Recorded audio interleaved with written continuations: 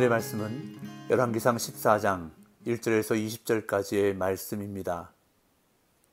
그때 여로보암의 아들 아비야가 병든지라. 여로보암이 자기 아내에게 이르되 청하건대 일어나 변장하여 사람들이 그대가 여로보암의 아내임을 알지 못하게 하고 실로로 가라. 거기 선지자 아히야가 있나니 그는 이전에 내가 이 백성의 왕이 될 것을 내게 말한 사람이니라. 그대의 손에 떡 10개와 과자와 꿀 한 병을 가지고 그에게로 가라. 그가 그대에게 이 아이가 어떻게 될지를 알게 하리라. 여로보암의 아내가 그대로 하여 일어나 실로로 가서 아히야의 집에 이르니 아히야는 나이가 많아 눈이 어두워 보지 못하더라. 여호와께서 아히야에게 이르시되 여로보암의 아내가 자기 아들이 병들었으므로 네게 물으러 오나니 너는 이러이러하게 대답하라. 그가 들어올 때에 다른 사람인 채 함이니라. 그가 문으로 들어올 때에 아히야가 그 발소리를 듣고 말하되 여로보암의 아내여 들어오라. 네가 어찌하여 다른 사람인 채 하느냐. 내가 명령을 받아 흉한 일을 내게 전하리니 가서 여로보암에게 말하라. 이스라엘 하나님 여호와의 말씀이 내가 너를 백성 중에서 들어 내 백성 이스라엘의 주권자가 되게 하고 나라를 다윗의 집에서 찢어 내어 네게 주었거늘 너는 내 종 다윗이 내 명령을 지켜 전심으로 나를 따르며 나 보기에 정직한 일만 행하였음과 같지 아니하고 네 이전 사람들보다도 더 악을 행하고 가서 너를 위하여 다른 신을 만들며 우상을 부어 만들어 나를 노엽게 하고 나를 네 등 뒤에 버렸도다. 그러므로 내가 여로보암의 집에 재앙을 내려 여로보암에게 속한 산에는 이스라엘 가운데 매인자나 노인자나 다 끊어버리되 거름더미를 쓸어버림같이 여로보암의 집을 말갛게 쓸어버릴지라. 여로보암에게 속한 자가 성읍에서 죽은즉 개가 먹고 들에서 죽은즉 공중의 새가 먹으리니 이는 여호와께서 말씀하셨음이니라 하셨나니 너는 일어나 네 집으로 가라. 네 발이 성읍에 들어갈 때에 그 아이가 죽을지라.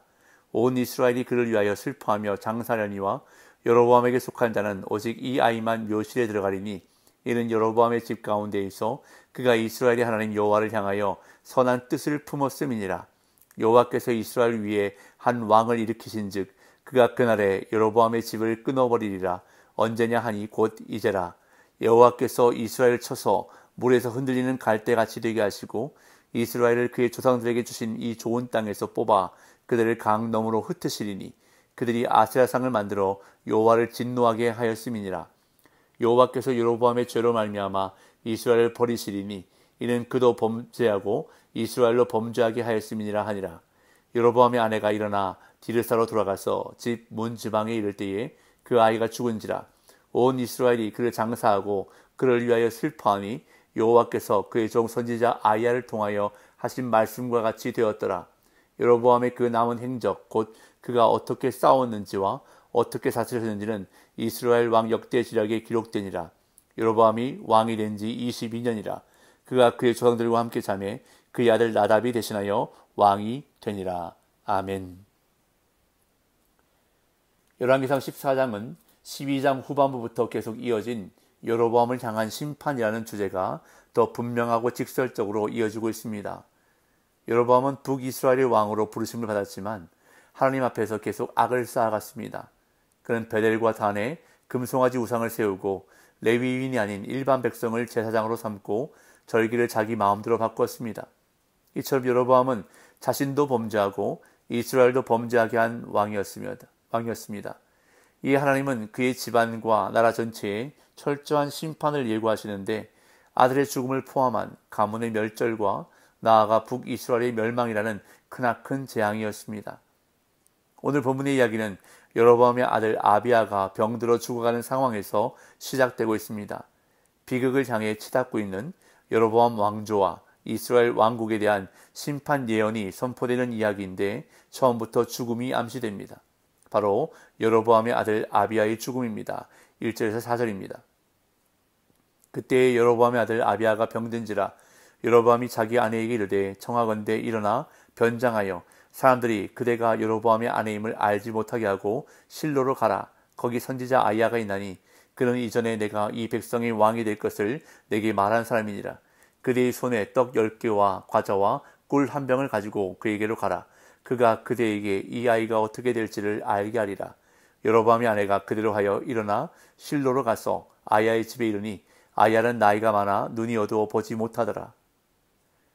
여로보암의 아들 아비야가 병이 들었습니다. 1절에서 말하는 그때는 여로보암이 하나님의 경고를 무시하고 계속 죄를 지으며 가문까지 심판을 받게 된 상황을 말합니다. 아들 아비야가 중병으로 살 수 있는 가능성이 희박해지자 여로보암이 아내에게 변장을 하고 예물을 들고 실로에 가서 선지자 아히야를 만나라고 말합니다. 아히야는 이전에 여로보암이 이스라엘의 왕이 될 것을 예언했던 선지자였습니다. 그렇기에 아히야에게 가서 아이가 어떻게 될지 물어보라는 것입니다. 그런데 여로보암이 아내에게 변장하라고 한 이유는 아히야가 눈이 어두워 앞을 볼 수 없었으므로 왕비를 알아볼 수 없을 것이라고 예상했기 때문입니다. 여로보암은 아히야에게 떳떳하지 못했습니다. 여로보암이 왕이 될 것이라고 예언하면서 아히야는 다윗이 행했던 것과 같이 하나님의 율례와 명령을 지키라고 말했지만 여로보암은 정반대의 길을 가고 있었기 때문입니다. 이 여로보암은 아내에게 변장을 하고 아히야에게 가서 중병이 든 아들이 어떻게 될지 알아보라고 한 것입니다. 아들의 병 앞에서 자신을 돌아보고 회개해야 함에도 불구하고 악한 길에서 돌이킬 마음이 없었기에 아히야를 속여 자신의 목적만 이루려 한 것입니다. 그러나 거짓을 분별하는 눈은 육신의 눈이 아닙니다. 하나님은 아히야에게 곧 방문할 사람이 여로보암의 아내임을 알려주셨습니다. 5절 6절 여호와께서 아히야에게 이르시되 여로보암의 아내가 자기 아들이 병들었으므로 네게 물으러 오라니 너는 이러이러하게 대답하라. 그가 들어올 때에 다른 사람인 체함이니라.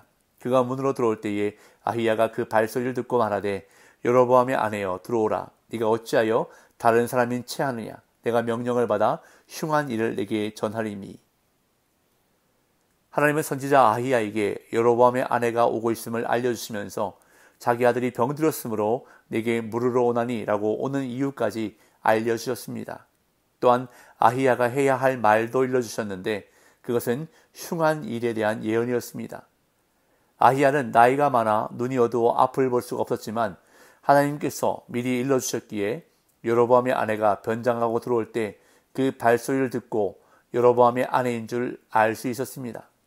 그리고는 하나님께로부터 받은 말씀을 전해주었습니다. 7절에서 9절 가서 여로보암에게 말하라. 이스라엘 하나님 여호와의 말씀이 내가 너를 백성 중에서 들어 내 백성 이스라엘의 주권자가 되게 하고 나라를 다윗의 집에서 찢어내어 네게 주었거늘 너는 내 종 다윗이 내 명령을 지켜 전심으로 나를 따르며 나 보기에 정직한 일만 행하였음과 같지 아니하고 네 이전 사람들보다도 더 악을 행하고 가서 너를 위하여 다른 신을 만들며 우상을 부어 만들어 나를 노엽게 하고 나를 네 등 뒤에 버렸도다.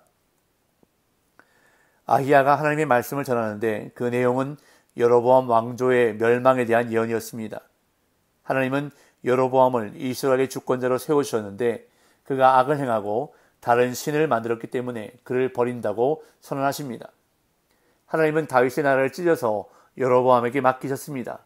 나라를 다윗의 집에서 찢어내어 내게 주었거늘 이라는 말씀은 이스라엘 가운데 10지파를 여로보암 왕조에게 주신 분이 바로 하나님이심을 강조한 말씀입니다. 그러나 여로보암은 하나님의 말씀을 따르기는커녕 다른 신을 만들고 우상을 부어 만들므로 하나님을 노엽게 했습니다. 이렇게 여로보암이 하나님을 버렸기에 하나님도 여로보암을 버리시는데 여로보암의 집에 재앙을 내리시겠다고 말씀하십니다. 10절 11절 그러므로 내가 여로보암의 집에 재앙을 내려 여로보암에게 속한 사내는 이스라엘 가운데 매인자나 노인자나 다 끊어버리되 거름더미를 쓸어버림같이 여로보암의 집을 말갛게 쓸어버릴지라. 여로보암에게 속한 자가 성읍에서 죽은즉 개가 먹고 들에서 죽은즉 공중의 새가 먹으리니 이는 여호와께서 말씀하셨음이니라 하셨나니. 여로보암은 아들의 생사를 알기 원해서 아내를 변장시켜 아히야에게 보냈지만 그에게 선포된 것은 아들의 죽음을 포함한 가문의 멸절 그리고 더 나아가 북이스라엘의 멸망이라는 크나큰 재앙이었습니다. 하나님은 먼저 여로보암과 그의 집에 속한 모든 남자가 죽게 될 것이며 그들의 시체를 개와 새가 먹을 것이라고 선포하셨습니다. 즉 왕실의 무덤에 장사되지 못하고 시신이 모두 동물들의 먹이가 된다는 것은 죽은 후에도 비참하게 된다는 말씀입니다. 또한 선지자 아히야는 여로보암의 아들 아비야의 죽음도 예언합니다. 12절 13절 너는 일어나 네 집으로 가라. 네 발이 성읍에 들어갈 때에 그 아이가 죽을지라. 온 이스라엘이 그를 위하여 슬퍼하며 장사하려니와 여로보암에게 속한 자는 오직 이 아이만 묘실에 들어가리니 이는 여로보암의 집 가운데에 있어 그가 이스라엘 하나님 여호와를 향하여 선한 뜻을 품었음이니라. 아이야는 여로보암의 아내가 집에 도착할 때 아들 아비야가 죽을 것이라고 말합니다. 그리고 아비야만 하나님을 향해 선한 뜻을 품었기 때문에 왕실의 묘에 장사될 것이라고 말했습니다. 또한 여로보암 왕조의 멸망뿐 아니라 북이스라엘의 멸망까지 예언됩니다. 14절에서 16절. 여호와께서 이스라엘 위에 한 왕을 일으키신 즉 그가 그날에 여로보암의 집을 끊어버리리라. 언제냐 하니 곧 이제라. 여호와께서 이스라엘 쳐서 물에서 흔들리는 갈대같이 되게 하시고 이스라엘을 그의 조상들에게 주신 이 좋은 땅에서 뽑아 그들을 강 너머로 흩으시리니 그들이 아세라상을 만들어 여호와를 진노하게 하였음이니라. 여호와께서 여로보암의 죄로 말미암아 이스라엘을 버리시리니 이는 그도 범죄하고 이스라엘로 범죄하게 하였음이니라 하니라. 여로보암은 자신의 왕권을 든든히 세워갈 요량으로 베델과 단의 우상을 세웠지만 오히려 그 일이 재앙의 원인이 되었습니다.